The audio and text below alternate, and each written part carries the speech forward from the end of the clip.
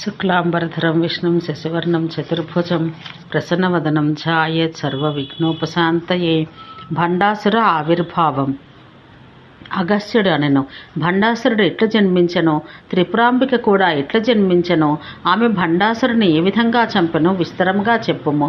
హయగ్రీవుడనెను, పూర్వం తన తండ్రి యజ్ఞాన్ని నశింపచేసిన దాక్షాయణ్ణి వదిలి శివుడు ఆత్మలో ఆత్మను చూచుచు జ్ఞానానంద స్వరూపుడైన అద్వంద్వ గుణలక్షణుడయ్యను. అప్పుడు మునులు అతన్ని ఉపాసించుచుండిరి.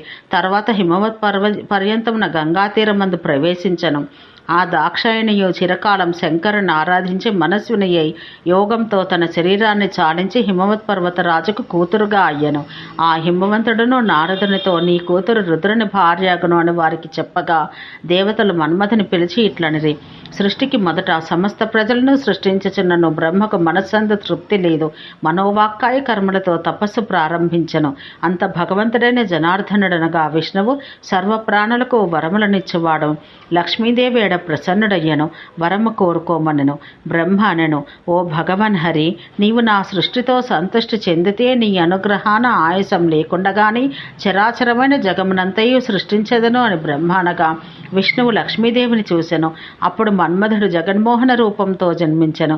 సంతుష్టుడైన హరి అతనికి ఆ విధంగా పుష్పబాణాలను, చెరుకు విల్లును, విజయత్వాన్ని, అజేయత్వాన్ని ప్రసాదించెను.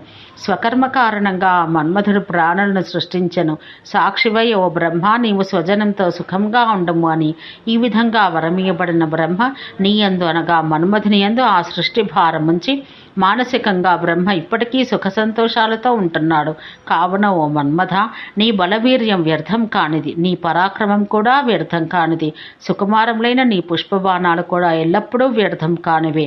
ఇక బ్రహ్మదత్తవరుడైన ఈ తారకుడు అను రాక్షసుడు సకల లోకాలను విశేషించి మమ్ము కూడా బాధిస్తున్నాడు. శివపుత్రుని వల్ల మరి ఎవరి నుండి అతనికి భయం లేదు. నీవు తప్ప ఈ పనిలో మరొకడు మాట్లాడలేదు.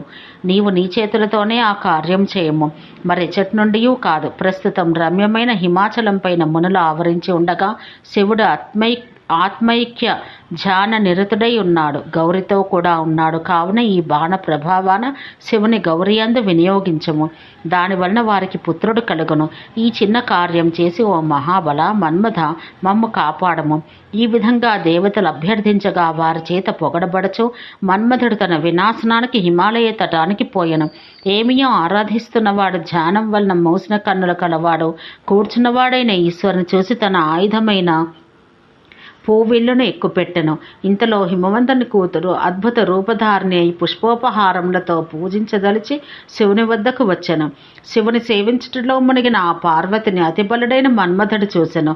సర్వప్రాణులకు కనబడకుండా శివునికి సమీపంలోనే ఉండి మన్మథుడు తన శ్రేష్టములైన అనగా వాడియైన పుష్ప బాణాలను మహేశ్వరునికి గుచ్చుకొనుట ప్రయోగించెను. పుష్పబాణాలు గొచ్చిన శివుడు తన కార్యములను విస్మరించి మన్మథుడు ఆవేశించిన వాడై గౌరిని చూసెను. ఇది ఏమి వైపరీత్యమని ఆలోచించి మరలా ధైర్యం వహించి ఎదుట కుసుమాయుధుడై ఉన్న మన్మథుని చూసెను. అతన్ని చూసి శూలి అయిన శివుడు కోపించి ముల్లోకములను దహింప సమర్థమైన మూడవ కన్ను తెరిచి మకరధ్వజుడైన మన్మథుని దహించెను. ఈ విధంగా ఆ మదన భస్మను చూసి చిత్రకర్ముడైన గణేశ్వరుడు ఆ భస్మతో చిత్రాకారం గల పురుషుని సిద్ధం చేసెను. ఆ విచిత్ర శరీరం గల పురుషుని రుద్రుడు తన ఎదుట చూసెను. ఆ క్షణానే అతడు ఆకారం దాల్చిన మన్మథుని వలె ప్రాణము కలిగిన వాడు అనగా మరణించిన వాడయ్యను. అతడు మహాబలుడు, అతి తేజస్వియు, సూర్య సమాన కాంతి కలవాడయ్యను.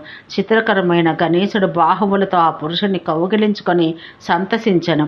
ఆ పురుష బాలకునికి మహాదేవుని స్తుతించము, అతడు సరార్థ సిద్ధులను ఇచ్చేవాడని చెప్పాను. అంత ఇంత అని చెప్పనలవి కాని బుద్ధి కల గణేశుడు శతరుద్రియం ఉపదేశించెను. ఆ బాలుడును శతరుద్రియం పూర్తిగా జపిస్తూ 100 సార్లు రుద్రునికి నమస్కరించెను. దానితో ప్రసన్నుడైన భగవంతుడగు మహాదేవుడు వృషధ్వజుడైన శివుడు బాలుని వరం కోరుకోమనెను. అతడు శత్రుబల ప్రయోజనం నా బలం ఉపయోగించక నెరవేరకుండుగాక, శత్రువు యొక్క సగం బలం నాలో చేరి శత్రువుకు ఉపయోగింపకుండుగాక. కావున శత్రువు యొక్క అస్త్రశస్త్రాల మొదలైన మొదలైనవి వ్యర్థమగుగాక, కానీ నా అస్త్రశస్త్రాలు మొదలైనవి ఇట్లా వ్యర్థం కాకుండాగాక అని వరమును కోరెను. అట్లే అని ప్రతిజ్ఞ చేసి ఏదో ఆలోచించి ప్రభువైన శివుడు ఈతనికి 60,000 ఏండ్ల వరకు మరల రాజ్యం అనుగ్రహించను. ఈ చరితం చూసి బ్రహ్మ భండ్ అని అనెను. ఆ పేరుతోనే ఆ పురుషుడు లోకములందు భండు అని చెప్పబడును అని వరాలిచ్చి అస్త్రాలను శస్త్రాలను ఇచ్చి మునిగణాలతో ఆవరించబడిన వాడై అంతర్ధానం చెందెను. ఓం శాంతి శాంతి శాంతి.